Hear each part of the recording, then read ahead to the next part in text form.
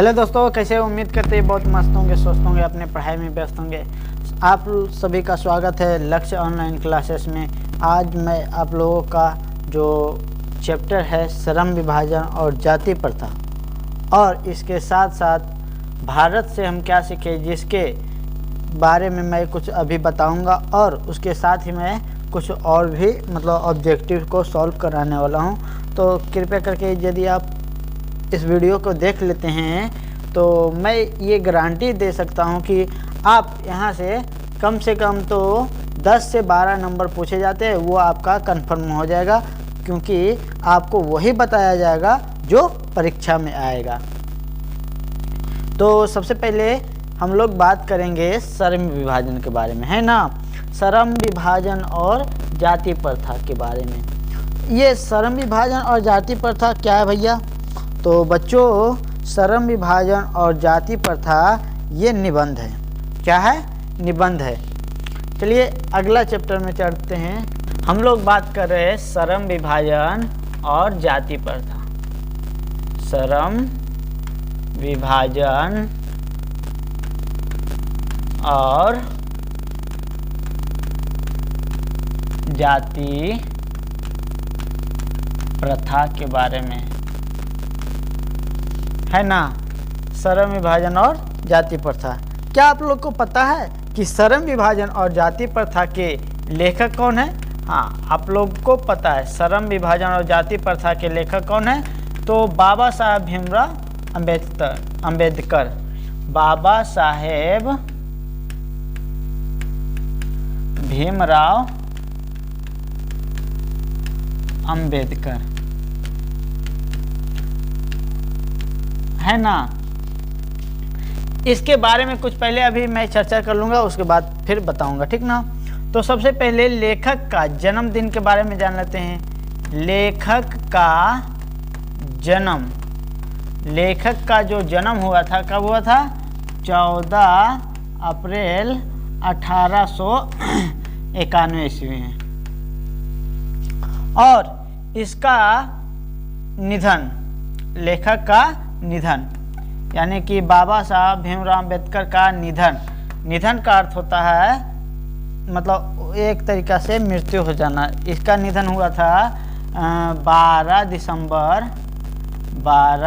दिसंबर 1956। ये भी पूछता है कि इसका जन्म कहाँ हुआ था? तो महू मध्य प्रदेश में हुआ था। महू मध्य प्रदेश में हुआ था इनका जन्म। और इनका निधन कहाँ हुआ था? तो दिल्ली में। ठीक है बच्चों, दिल्ली में। इतना हो गया।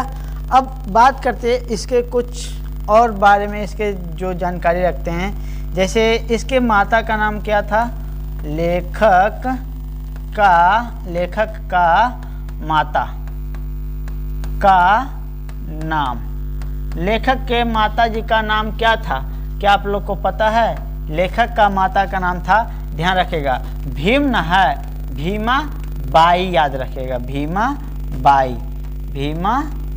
बाई। यदि आप लोगों से पूछेगा कि बताइए भीमराव अम्बेडकर के माता का नाम क्या था, तो बता सकते हैं कि भीम लगा हुआ है, इसलिए भीम है ना, भीम से भीमा बाई याद रखिएगा। ठीक है बच्चों, भीमा बाई। यदि मैं बात करूं इनके पिताजी का नाम, पिता का नाम, इनके पिताजी का नाम रामजी सकपाल था। क्या नाम था?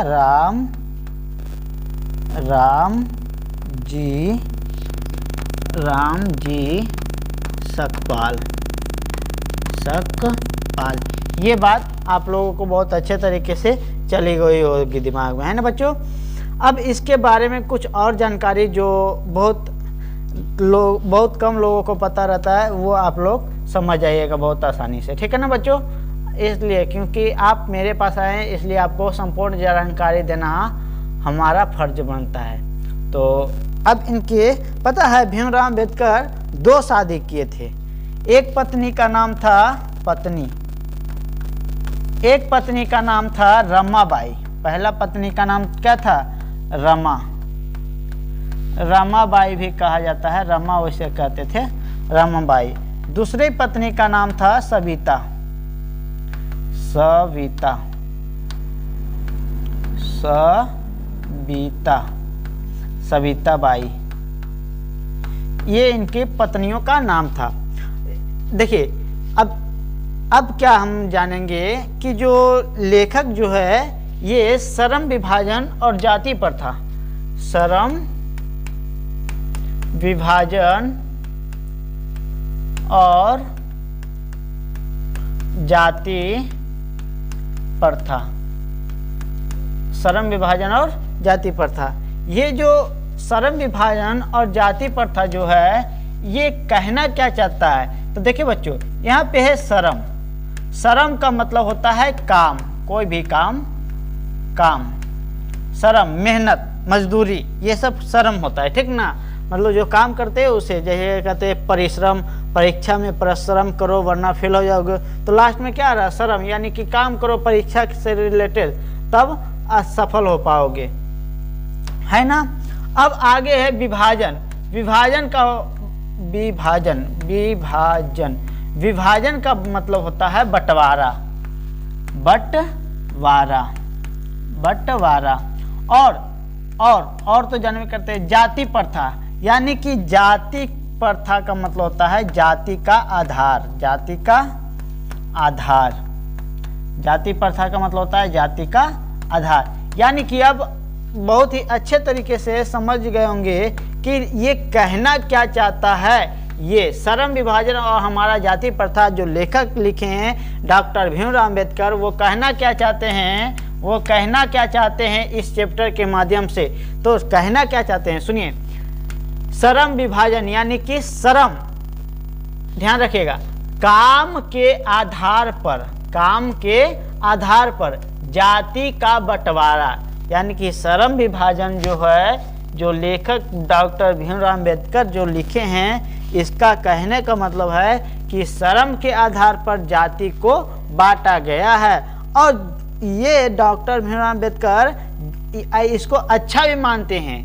डॉक्टर भीमराव अंबेडकर है, इसको अच्छा मानते हैं। क्यों मानते हैं ये आप लोग पढ़िएगा, ठीक ना।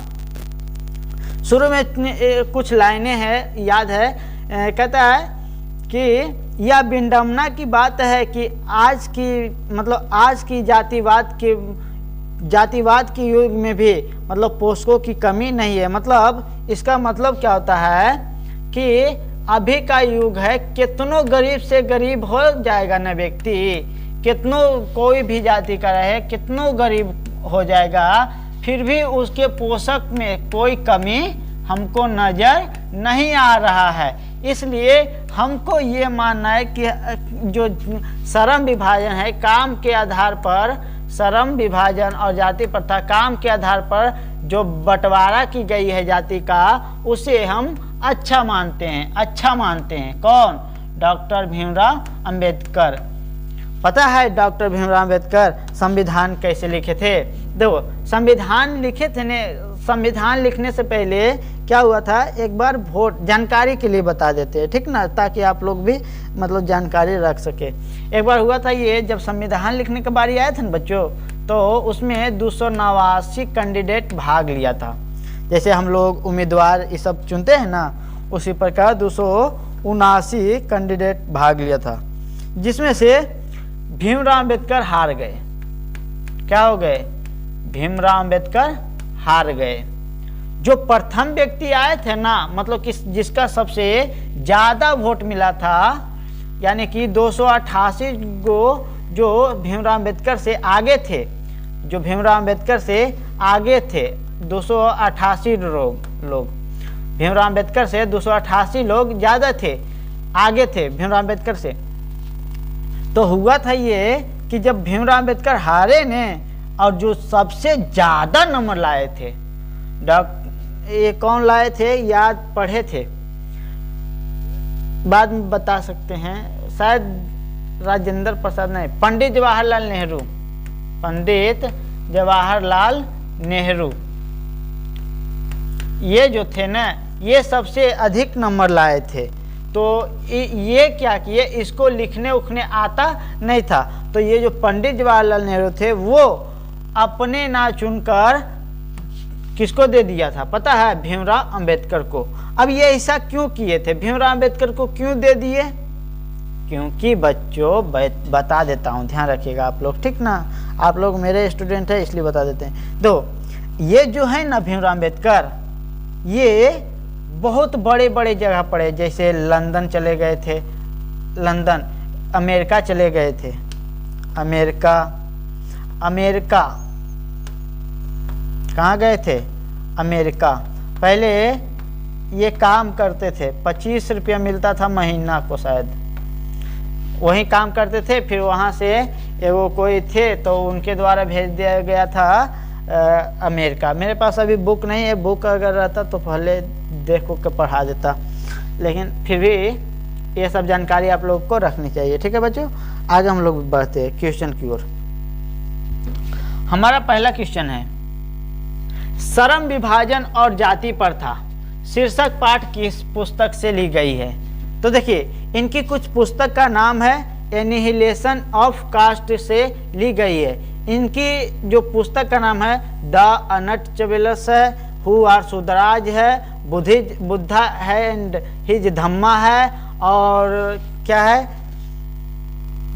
और बता देते हैं, द हु आर सुधराज है, ये तो ये दिया, हु आर दे है, हु आर दे है। इनके 3 प्रेरक व्यक्ति थे। पहला का नाम था बुद्ध,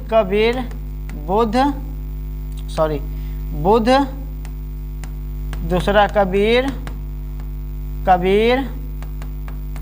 और ज्योतिबा फुले। तीसरा कौन था? ज्योतिबा फुले।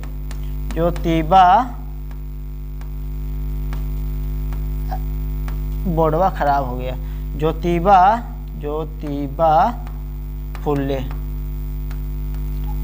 फुले।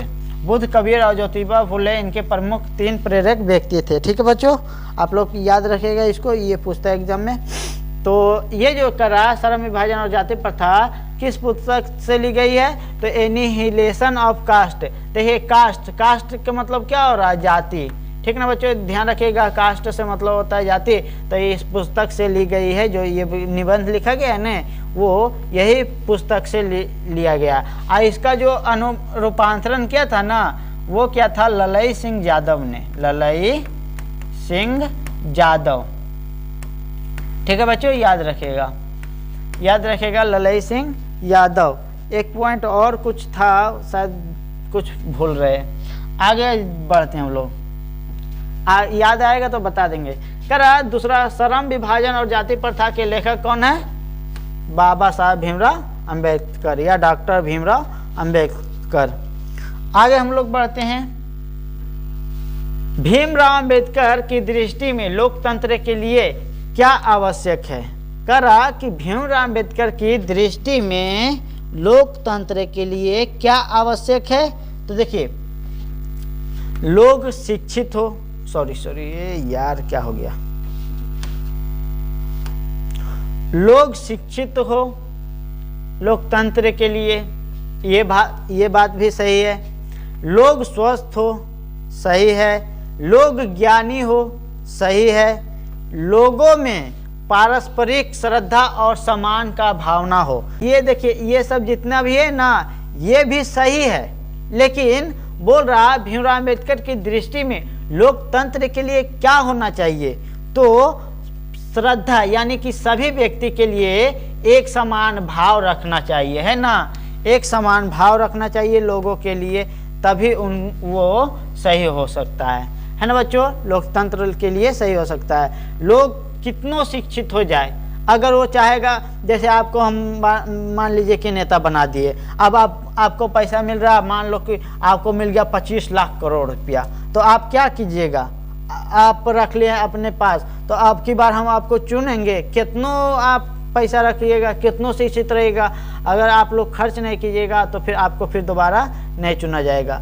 लोग स्वस्थ हो, अब देखिए, स्वस्थ रहने से कुछ होगा? अगर आप लोग कितनों स्वस्थ रहे, आप दूसरा का वैल्यू नहीं कीजिएगा, मतलब दूसरे को अच्छे से बर्ताव नहीं कीजिएगा, तो क्या आपको हम चुनेंगे? आप कितनों ज्ञानी या शिक्षित, एक ही दोनों बता दिया गया है, ठीक है बच्चों? आगे बढ़ते हैं। चौथा नंबर, चौथा नंबर क्वेश्चन है कि जाति का दुष्ट सिद्धांत है। जाति प्रथा का दुष्ट सिद्धांत क्या है? तो सभी एक दूसरे के विरोधी हैं। अगर जाति प्रथा वैसे क्या, अगर मैं अलग जात का हूँ, आप अलग जात के, तो क्या हम एक दूसरे से विरोधी है? नहीं है। सभी भाई बहन जैसा मिल बांट कर रहते हैं। सभी आपस में ईर्ष्यालु रहते हैं।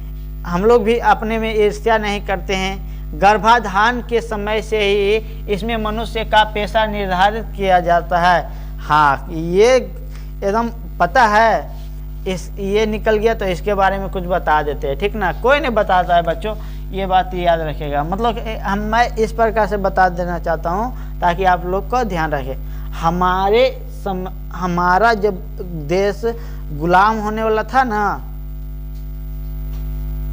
तब उससे पहले बहुत सारे प्रथा चलते हैं और हाल ही में भी चलता था, है ना। बताएंगे क्या चलता था, कब पता है? जब मंगल पांडे थे। मंगल पांडे जब थे ना बच्चों, तो क्या होता था? एक प्रथा चलता था जिसमें क्या होता था कि अगर किसी, मान लीजिए कि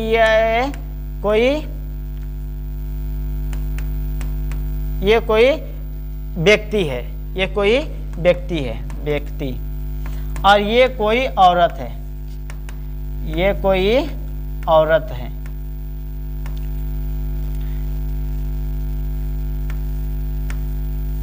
चलो यार, ये कोई औरत है। अब मान लीजिए कि इन दोनों के साथ हो गया शादी। क्या हो गया? शादी हो गया। और शादी होने के बाद यदि पति की मृत्यु हो जाती थी, तो पता है क्या करना पड़ता था? ये जो पत्नी थी ने, पत्नी को लेकर जाया जाता था। शायद देखते होंगे, इस प्रकार से वो थी, लेकर जाया जाता है, ऐसा इस प्रकार से लेकर जाया जाता था। और पति के सर को इस प्रकार पहले चक्कू मक्कू जैसा बैठा दिया जाता था, और उसके पति को इस प्रकार से, मतलब उसके सर को रखा जाता था और लेटा दिया जाता था, और जिंदे पत्नी को जला दिया जाता था। ऐसा हमारे समाज में प्रथा चला था। और फिर क्या होता था, अगर जब आग जलेगा तो छटपटाएंगे न, तो जब इसको छटपटाया जाता था, मतलब जब औरत जो थी वो बहुत ही तड़प रही थी, और जब वो तड़प रही थी ना बच्चों, तो क्या होता था? ऊपर से लाठी के सहारे उस औरत को नीचे दबाया जाता था और औरत को भी साथ में जलाया जाता था। ऐसा प्रथा चलता था पहले। अगर पत्नी मर जाती तो क्या पता है? लड़का दोबारा शादी कर सकता था व्यक्ति। बताओ, बहुत बड़ा जुल्म था। तो इस प्रथा को खत्म कर दिया। फिर आया दूसरा प्रथा में क्या होता था, वैसे बताने लगे तो बिहान हो जाएगा। और ये जो हाल में प्रथा आया था ना, उसको कहते थे बाल विवाह, शायद याद भी होगा। और फिर इसको भी मिटा दिया गया, किनके द्वारा? नीतीश कुमार के द्वारा, है ना। अब आगे बढ़ते 5वां नंबर, वो सब बताएंगे तो कब होगा। बुद्धिज्म एवं कम्युनिज्म के लेखक कौन है? बुद्धिज्म एवं कम्युनिज्म के लेखक कौन है? भीमराव अम्बेडकर साहब हैं, भीमराव अम्बेडकर। चलिए 6वां नंबर क्वेश्चन देखते हैं। उच्चतर शिक्षा पाने के लिए भीमराव अम्बेडकर किस देश में चले गए थे? तो अमेरिका में चले गए थे, ये बताए थे ना। चलिए 7वें नंबर क्वेश्चन है, जाति प्रथा तोड़क मंडल का वार्षिक सम्मेलन कब हुआ था? तो 1936 ईस्वी में हुआ था। ठीक है बच्चों, अगला नंबर बढ़ते हैं। अगला नंबर है, अम्बेडकर ने भारत की बेरोजगारी का प्रमुख और प्रत्यक्ष कारण किसको बताया है? तो जाति प्रथा को। हाँ, लेकिन जाति प्रथा को इतना भी खराब नहीं मानते थे डॉक्टर भीमराव अम्बेडकर। लेकिन हाँ, मानते थे कि डॉक्टर भीमराव अम्बेडकर ये कहते थे कि जाति प्रथा बेरोजगारी का प्रमुख और प्रत्यक्ष कारण हो सकता है। जैसे मैं मान लो कि दूसरा जाति को हूँ, तो मैं अब चाह रहा हूँ कि हम दूसरा जाति का बन जाए, तो क्या ये संभव है? कोई नहीं बनने देगा। इसलिए अगर मान लो कि हम है एक प्रकार का दूसरे जाति का, मान लो कि है चौरसिया, ठीक ना। चौरसिया हैं। अब हम बदलने वाला है दूसरे जाति में। मान लो कि हम पंडित बदलना चाहते तो क्या होगा, हमको पान खोटने का काम ही नहीं अच्छा से आता है, हमको मन करता है कि हम पंडित रहे पैसा कमाए, तो क्या हो सकता है? नहीं। तो वही मानते थे डॉक्टर भीमराव अम्बेडकर। स्वस्थ समाज की आवश्यकता क्या है? स्वस्थ समाज की आवश्यकता क्या है? श्रम विभाजन। अच्छा जीवन के लिए हु आर सुधराज किसकी रचना है? डॉक्टर भीमराव अंबेडकर के। ऑप्शन नंबर ग सही है। चलिए 11 नंबर क्वेश्चन है, बाबा साहब भीमराव अम्बेडकर संपूर्ण वाङ्मय सरकार के कल्याण मंत्रालय द्वारा कितने खंडों में प्रकाशित हुआ है? तो 21 खंडों में। Right answer D. अगला नंबर क्वेश्चन देखते हैं 12 नंबर, बुद्ध कबीरदास ज्योतिबा फुले किसके चिंतन एवं रचनात्मक के प्रेरक व्यक्तित्व रहे हैं? तो डॉक्टर भीमराव अम्बेडकर के। ऑप्शन नंबर का बिल्कुल राइट आंसर। चलिए 17 नंबर क्वेश्चन है, काम तो। अच्छा ये दूसरा चैप्टर है, ये जो है ना क्वेश्चन 13 नंबर क्वेश्चन, ये लिया गया है विष की दांत से। विष के दांत, जिसके लेखक पता है कौन है? इसके लेखक हैं नलिन विलोचन शर्मा। नलिन विलोचन शर्मा। नलिन विलोचन शर्मा का जन्म फरवरी 1916 में हुआ था।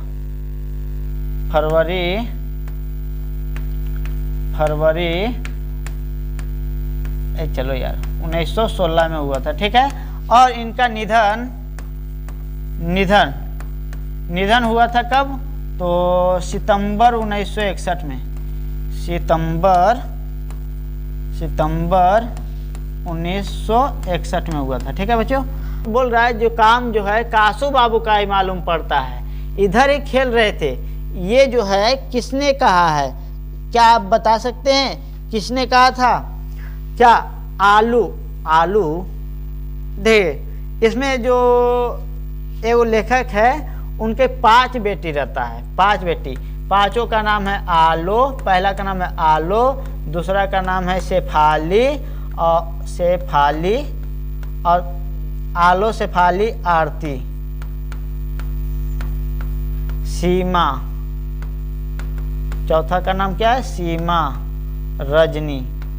अब पता है बिहार बोर्ड इस बार 2025 के इंटरमीडिएट के परीक्षा में ये 2 नंबर में पूछा था कि पांचों बहन का नाम बताओ। 2025 में ये पूछा था कि पांचों बहन का नाम बताओ, आपको 2 नंबर मिला जाएगा। तो याद रखिएगा आलू ने यहाँ पे लिख दिया आलू, इसलिए आलो, शेफाली, आरती, सीमा, रजनी, या फिर ऐसे सीमा, रजनी, आलो, शेफाली, आरती, ऐसे याद अच्छा करने में लग रहा। सीमा, रजनी, आलो, शेफाली, आरती है ना। तो आलू नहीं कहा था, आलो। शौकीन, हाँ शौकीन नहीं, सोफर होगा शायद, बहुत गलत टाइप कर दिया है। अब हम क्या करें? शौकीन नहीं होगा, सोफर होगा, ठीक है बच्चों ध्यान रखिएगा। सोफर कहा था, सोफर मतलब ड्राइवर का था, ठीक ना, ध्यान रखिएगा। इसका आंसर कौन हो जाएगा? देखिए यहाँ लिख देते हैं, यहाँ 13 के ऊपर सोफर। शौकीन नहीं, सोफर होगा, ठीक ना बच्चों। टाइप मिस्टेक हो सकता है। अगला देखते हैं, किसने लपक कर मदन को हाथों से उठा लिया? जो इसमें 2 लड़का का बात किया जाता है, एगो का नाम रहता है खोखा और एगो का नाम रहता है मदन। तो वही कहा कि किसने मदन को हाथों से उठा लिया था। तो किसने उठा लिया था बच्चों? जो ये जो थे ना गिरधर क्या करते हैं कि एक बार क्या होता है कि तोड़ देता है, हवा निकाल देता है, शायद हवा निकाल देता है। तो वही कहता है इसमें कि काम तो कासू बाबू का ही तो होगा, काम तो कासू बाबू का ही मालूम पड़ता है, इधर ही खेल रहा था। तो ये जो कहते हैं सोफर ने कहा था। और फिर इसमें बताया गया है कि किसने लपक कर मदन को हाथों से उठा लिया था? तो गिरधर ने उठा लिया था। कौन उठा लिया था? गिरधर ने। अगला नंबर क्वेश्चन की ओर बढ़ते हैं। तो अगला नंबर क्वेश्चन है कि मदन पड़ोसियों के आंगनगढ़ी झोपड़ों के साथ क्या कर रहा था। करा कि मदन पड़ोसियों के आंगनगाड़ी झोपड़ियों के बीच क्या कर रहा था। तो कबड्डी खेल रहा था, नहीं कबड्डी नहीं खेल रहा था। गिल्ली डंडा खेल रहा था, नहीं खेल रहा था। छुपन छुपी खेल रहा था, नहीं खेल रहा था। लट्टू नचा रहा था, हाँ लट्टू नचा रहा। जब जो मदन जो रहता है पड़ोसियों के साथ खेल रहा था लट्टू, और वहां पे पहुंच जाता है खोखा। कौन पहुंच जाता है? खोखा, सॉरी खोखा वहीं पे पहुंच जाता है। खोखा जब खोखा पहुंचता है तो मदन से कहता है हमको भी लट्टू दो, हम भी खेलेगा। हमको भी लट्टू दो, हम भी खेलेगा। तो जो मदन रहता है ये कहता है खोखा को कि जाए ने तोरा पास तो बापा के हैया गाड़िया, तो जो ने अपन गाड़िया में जे लैनी ने जो, तो उसका जो बाप रहता है ने वो खरीदता है एगो काले रंग का गाड़ी। तो उन्हीं के बारे में कहते रहते हैं। और ये कितना में खरीदते हैं? 7,500 में। ये पूछता है बिहार बोर्ड, ठीक ना बच्चों? बस यही ललुआ फचुआ क्वेश्चन पूछता है। तो जो खोखा रहता है ने कहानी में बहुत इंटरेस्ट आता है इसमें। तो खोखा रहता है कि जाए मदन जाए ने, मदन कहता है जाए ने अपन बाप के अथी बापा के गाड़िया जाके देख, वो में खेलत रहिया। तो इसको आ जाता है गुस्सा, आ जाता है क्या करता है? मारता, मुँह में टूट जाता है इसका दांतवा, 2 दांत टूटता है, 2 दांत। पूछता भी है ये बिहार बोर्ड कि जब जो खोखा रहता है वो मदन के कितने दांत तोड़े, तो कितना दांत? 2 दांत तोड़े। तो इसी के आधार पे कहा गया है, कहानी का शीर्षक दे दिया गया है विष के दांत। विष का दांत, ठीक ना? इसी के आधार पे चलिए आगे बढ़ते हैं। ये देखिए भारत से हम क्या सीखे से लिया गया है। मैक्स मुलर का जन्म कब हुआ था? तो हुआ था 6 दिसंबर, हाँ ऑप्शन नंबर ख, 6 दिसंबर 1823 ईस्वी को। ऑप्शन नंबर ख बिल्कुल सही जवाब हो जाएगा, ठीक है बच्चों। और अगर इनकी मृत्यु की बात किया जाए तो ये हुआ था 1900 में। पूरी डेट तो कंफर्म नहीं याद है, लेकिन हाँ पूरी 1900 में इनका मृत्यु हो गया था, ठीक है बच्चों। आगे सितंबर में शायद हो सकता है, सितंबर या दिसंबर। चलिए आगे बढ़ते हैं। हितोपदेश का जर्मन भाषा में अनुवाद किसने प्रकाशित करवाया? तो किसने करवाया है? मैक्स मुलर जी ने करवाए हैं। आगे बढ़ते हैं। मैक्स मुलर के अनुसार उनके यहाँ प्रचलित कहावतों और दंत कथाओं का प्रमुख स्रोत किसे माना जाता है? इसका जो राइट आंसर होगा ऑप्शन नंबर जैन धर्म से नहीं करते थे, सिख से नहीं करते थे। ऑप्शन नंबर फारसी से भी नहीं करते थे। Option number D right answer हो जाएगा घ, बौद्ध धर्म को सबसे प्रमुख और मतलब बहुत ही अच्छे कहावत मानते थे। कौन? मैक्स मुलर जी। देवंत विज्ञान का अर्थ क्या होता है? देवत विज्ञान का अर्थ क्या होता है? देव विज्ञान, ठीक है बच्चों। देवत विज्ञान का अर्थ होता है देव विज्ञान। ये बात आई समझ में? अगला नंबर क्वेश्चन। भीमराव अम्बेडकर के विख्यात भाषण एनिहिलेशन ऑफ कास्ट, मतलब कि जाति के आधार पर मतलब बांटा गया है, उसका हिंदी में अनुवाद किसने किया? ऐसा हमने बताया है ना, ललई सिंह यादव में। ऑप्शन नंबर डी बिल्कुल राइट सही जवाब हो जाएगा, है ना बच्चों। अगले नंबर क्वेश्चन की ओर बढ़ते हैं। तो अगले नंबर क्वेश्चन है the rights and wrongs of Hindu women, मतलब ये भी जो है जाति के बारे में लिखा गया है। वीमेन किसकी रचना है? तो जाति के बारे में कौन लिखते हैं? डॉक्टर भीमराव अंबेडकर जी लिखते हैं, है ना बच्चों। अगला नंबर क्वेश्चन देखते हैं। तो अगला नंबर क्वेश्चन हमारा कहता है बड़ यार। विश्व के दांत, विश्व के नहीं विष के दांत, विष के दांत, विष के दांत कहानी का प्रमुख पात्र कौन है? इसमें विष के दांत जो है क्या होता है, प्रमुख कहानी का प्रमुख पात्र कौन सा है? तो ऑप्शन नंबर खोखा हो जाएगा, है ना। ऑप्शन नंबर ग खोखा हो जाएगा। बढ़ो यार। महारानी विक्टोरिया के द्वारा किसे नाइट की उपाधि प्रदान की गई थी? तो मैक्स मुलर को, मैक्स मिलर को नाइट की उपाधि प्रदान की गई थी। ठीक है बच्चों, ध्यान रखिएगा। अगला नंबर क्वेश्चन देखते हैं। अगला नंबर की ओर क्वेश्चन की ओर बढ़ते हैं। तो हमारा है कि भारत से हम क्या सीखे? पाठ का गद्य कौन सी विद्या कोटि है? कौन सी कोटि है? तो ये हमारा भाषण है। हाँ, जो ये जो है ना, ये हमारा भाषण है। ठीक है बच्चों, याद रखिएगा। ऑप्शन नंबर ए बिल्कुल राइट जवाब हो जाएगा। Option number A. अगला नंबर क्वेश्चन है कि मैक्स मुलर के पिता का नाम क्या है? मैक्स मुलर के पिता का नाम है विल्हेल्म मुलर। क्या है? विल्हेल्म मुलर, याद रखिएगा, विल्हेल्म मुलर। ऑप्शन नंबर सी विल्हेल्म मुलर। अगला नंबर क्वेश्चन देखते हैं। ठीक है, अगला नंबर क्वेश्चन देखते हैं। विल्हेल्म, विल्हेल्म ल नहीं दिया बीच में, टाइपिंग वाला को बोलना पड़ेगा। चलिए देखते हैं अगला नंबर क्वेश्चन। छोड़िए, थोड़ा मोड़ा अति हो सकता है, ठीक ना। विल्हेल्म होगा, विल्हेल्म मुलर, मुलर। ठीक है बच्चों, विल्हेल्म मुलर। अगला नंबर क्वेश्चन देखते हैं। करा कंट एंड केन, कंट नहीं कंट होगा गधा, कंट। कंट एंड केन का जर्मन भाषा में किसने अनुवाद किया था? तो मैक्स मुलर साहब ने। किसने किया था? मैक्स मुलर साहब ने।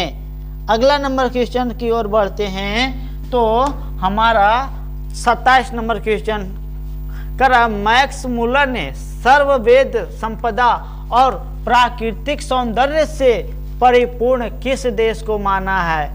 यानी कि ये क्वेश्चन पूछा जाता है बच्चों बहुत ज्यादा। तो ऑप्शन नंबर ग भारत देश को, अपने देश को सबसे सुंदर माना गया प्राकृतिक के लिए। 28 नंबर क्वेश्चन।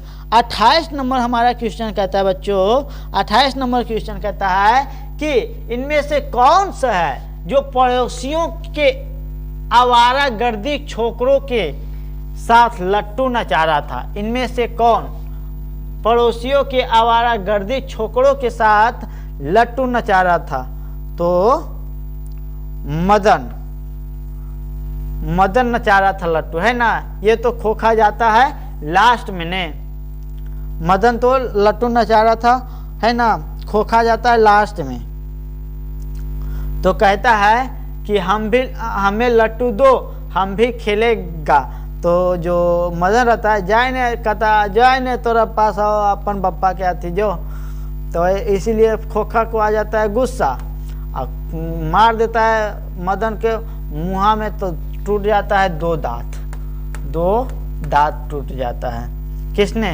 तो सबसे ज़्यादा शरारती खोखा को माना जाता है। क्यों माना जाता है? क्योंकि इसके घर में 5 बहन रहते हैं, 5 बहन रहते हैं। और जो खोखा जो रहता है, जो खोखा रहता है वो सो अकेला रहता है। खोखा जो रहता है वो अकेला रहता है और अकेला का फायदा उठाता है बहुत, जानवे करते हैं, है ना। तो ये उठाता था खोखा। तो कह रहा है कि इनमें से कौन पड़ोसी का आवारागर्दी छोकरों के साथ लट्टू नचा रहा था? तो नचा रहा था कौन? मदन। वैसे खोखा होना चाहिए था, ये खोदा लिख दिया, खोखा। टाइपिंग में मिस्टेक है बच्चों, थोड़ा दिक्कत हो रहा, ध्यान रखिएगा। खोखा टाइपिंग में थोड़ा मिस्टेक हो जाता है, क के जगह ख, ग के जगह ध, ये सब लिखा जाता है। सेन साहब, इसके option number C right answer हो जाएगा। ठीक है बच्चों, सी राइट आंसर हो जाएगा। नचारा था वो, और खोखा जाता है लास्ट में। चलिए, सेन साहब की कितनी लड़कियां थी? तो बताए हैं पांचों लड़कियों का नाम था सीमा, रजनी, आलो, शेफाली, आरती। भैया का दूसरा नाम क्या है? भैया नहीं, भाईचारे होगा, ठीक ना, भाईचारे का दूसरा नाम क्या है? लोकतंत्र। भाईचारे का दूसरा नाम क्या है? लोकतंत्र, याद रखिएगा, ठीक है ना बच्चों। भाईचारे का भैया नहीं, भाईचारे का दूसरा नाम क्या है? लोकतंत्र। चलिए अगला नंबर क्वेश्चन की ओर बढ़ते हैं। तो अगला नंबर क्वेश्चन है हमारा, अगला नंबर क्वेश्चन है कि झोपड़ी और महल की लड़ाई में अक्सर कौन जीतता है? आपसे पूछ रहा है कि बताओ झोपड़ी और महल वाला की लड़ाई में अक्सर कौन जीतता है? तो हमेशा कौन जीतेगा? महल वाला, क्योंकि महल वाले के पास बहुत पैसा कौड़ी रहता है ना। चलिए अगला नंबर क्वेश्चन देखते हैं। 32 नंबर क्वेश्चन कहता है कि मदन है, मतलब कह रहा है कि 32 नंबर क्वेश्चन, मदन किसका बेटा है? शंकर का बेटा है? नहीं, शंकर का बेटा नहीं है। सेन का बेटा है? नहीं, सेन का बेटा नहीं है। सेन साहब के मित्र का बेटा है? सेन साहब के मित्र कौन था? पत्रकार था, है ना, पत्रकार रहता है सेन साहब का मित्र। नहीं। किरानी का बेटा है? हाँ, किरानी का बेटा है। नी से याद रखेगा ना। खोखा किसका था? खोखा गिरधर लाल का बेटा, नहीं, सेन साहब का था। सेन साहब का खोखा था, सेन साहब का बेटा खोखा था। अगला देखते हैं। 33 नंबर क्वेश्चन कर रहा है कि गिरधर लाल है, गिरधर लाल कौन है? सेन साहब के पिता मित्र है? नहीं। सेन साहब का भाई है? नहीं। मदन का पिता है? राइट आंसर यही होगा, मदन के पिता है। ध्यान रखिएगा, मदन पूछेगा, यदि आपसे पूछेगा कि मदन के पिता कौन है, मदन के, सॉरी खा लिए ज़्यादा लगता है, मदन के पिता कौन है? तो याद रखिएगा गिरधर लाल। अब पूछेगा कि खोखा किसका बेटा है? खोखा किसका था? तो सेन साहब का।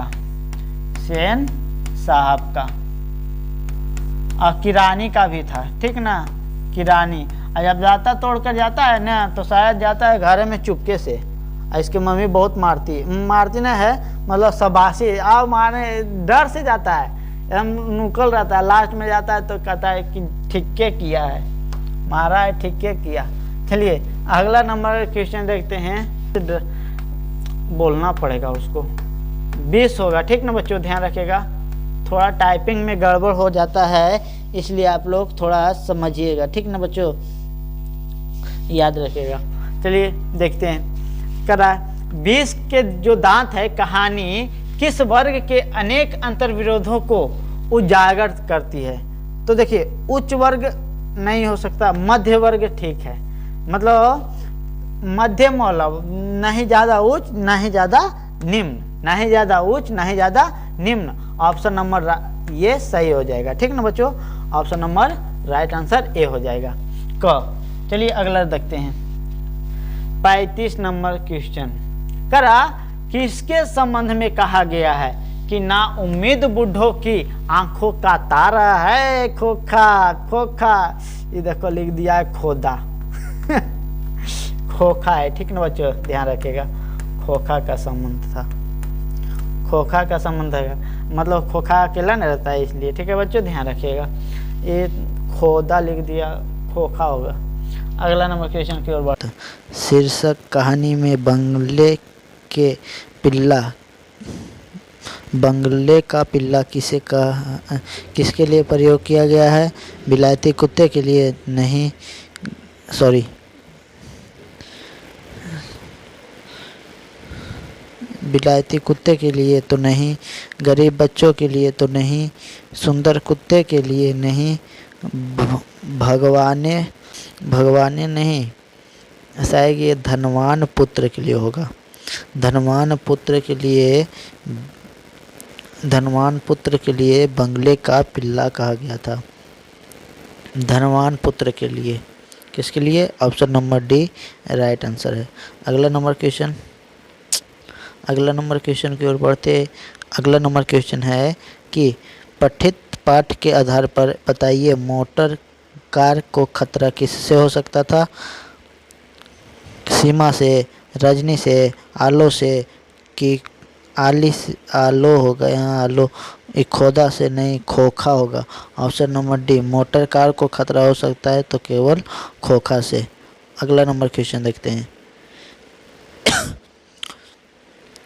38 नंबर क्वेश्चन है नलिनी बिलोचन शर्मा का जन्म कब हुआ था? तो नलिनी बिलोचन शर्मा का जन्म 18 फरवरी 1916 में हुआ था। अब सेन साहब की कितनी लड़कियां थी? तो सेन साहब की 5 लड़कियां थी, सीमा, रजनो, आली, सुफाली, आरती, है ना। अगला नंबर क्वेश्चन देखते हैं 40 नंबर। गिरधर लाल सेन साहब की फैक्ट्री में क्या करते थे? ड्राइवर थे या नौकर थे, किरानी थी, चौकीदार थी? तो जो गिरधर लाल सेन साहब की फैक्ट्री में किरानी का कार्य करते थे। ऑप्शन नंबर ग बिल्कुल हमारा राइट आंसर हो जाएगा। अगला नंबर क्वेश्चन की ओर बढ़ते हैं। तो 40 नंबर क्वेश्चन है कि मदन जो है किसका बेटा था? मदन जो है किसका बेटा था? तो गिरधर लाल का। अगले नंबर क्वेश्चन देखते हैं। अगले नंबर क्वेश्चन है सेन साहब की मोटर कार जो है किस रंग की थी? तो काले रंग की थी। कितना में खरीदे थे? तो 7,500। ठीक है बच्चों, अगले नंबर क्वेश्चन देखते हैं। तो अगला नंबर क्वेश्चन है कि वृक्ष विद्या का संबंध किससे था? वृक्ष नहीं होगा, दूसरे कुछ होगा। वृद्ध बताएंगे जब क्वेश्चन रहेगा ना, तब बताएंगे, ठीक है ना बच्चों। क्योंकि मेरे पास अभी नहीं बुक है नहीं कुछ है, इसलिए मैं थोड़ा वैसे वनस्पति विज्ञान इसका राइट आंसर होगा। ये दूसरा क्वेश्चन होगा, मतलब कि वृंत विद्या का संबंध किससे है? तो वनस्पति विज्ञान से। ठीक है बच्चों, अगला नंबर क्वेश्चन देखते हैं 44 नंबर का कि वारेन हेस्टिंग जो था, वारेन होगा, वारने लिख दिया। वारेन हेस्टिंग जो था भारत का जो गवर्नर था। ऑप्शन नंबर का बिल्कुल राइट आंसर हो जाएगा। अगला नंबर, जिसको पता है वारेन हेस्टिंग को सोने का सिक्का मिला था घड़ा में बहुत सारा, दे दिया था। संकट क्या है? संकट नहीं, वो सिक्का था, प्राचीन सोने की सिक्का। ऑप्शन नंबर ख बिल्कुल सही हो जाएगा। अगले नंबर क्वेश्चन की ओर बढ़ते हैं। तो 46 नंबर क्वेश्चन है कि शहनामा का रचनाकाल कैवी सदी है? तो जो शहनामा के जो रचनाकाल है ना, सदी है, या 10वीं से 11वीं सदी है, या 4थी से 5वीं सदी है, या 5वीं से 6ठी सदी है? तो हमारा ऑप्शन नंबर राइट ऑप्शन हो जाएगा। हमारा ऑप्शन नंबर राइट आंसर हो जाएगा हमारा 10वीं से 11वीं सदी। अगला नंबर क्वेश्चन देखते हैं। तो अगला नंबर क्वेश्चन है हमारा क्या है कि परल मानव का अर्थ क्या है? परल मानव क्वेश्चन है, समझ में नहीं आ रहा कि पुराने मानव, परल मानव क्वेश्चन गलत टाइपिंग कर दिया गया बच्चों, थोड़ा माफ़ कीजिएगा। अगला नंबर की ओर बढ़ जाते हैं। परल माने क्या होता है? मानव माने तो जानते हैं कि मानव होगा, परल माने लघु होगा, मानव होगा, अधर्त होगा, अर्ध होगा, क्या होगा नहीं पता, बाद में बता देंगे अगले किसी चैप्टर में। 38 नंबर क्वेश्चन है। 48 नंबर क्वेश्चन है वारेन हेस्टिंग कहाँ का गवर्नर था? ठीक है बच्चों, अगला नंबर क्वेश्चन देखते हैं। तो अगला नंबर क्वेश्चन है कि अगला नंबर क्वेश्चन है, भारत से हम क्या सीखे? पाठ साहित्य की कौन सी विद्या है? तो भाषण है। ठीक ना बच्चों, भाषण है। ऑप्शन नंबर घ बिल्कुल राइट आंसर हो जाएगा, भाषण है। चलिए, इतना हमारा क्वेश्चन पूरा कंप्लीट हो गया। तो मिलते हैं अगले वीडियो में, किसी और वीडियो में। तब तक के लिए bye bye, tata, thank you. यदि आप मेरे चैनल पर नए हैं तो कृपया करके सब्सक्राइब कर लीजिए, क्योंकि ऐसा ही वीडियो आप लोगों को लिए आता ही रहेगा और बहुत ही अच्छे तरीके से यहाँ बताया जाता है। ठीक है बच्चों, तब तक के लिए bye bye, tata, see you. Channel पर नए हैं तो चैनल को सब्सक्राइब और वीडियो को लाइक ज़रूर कीजिए। Thanks for watching.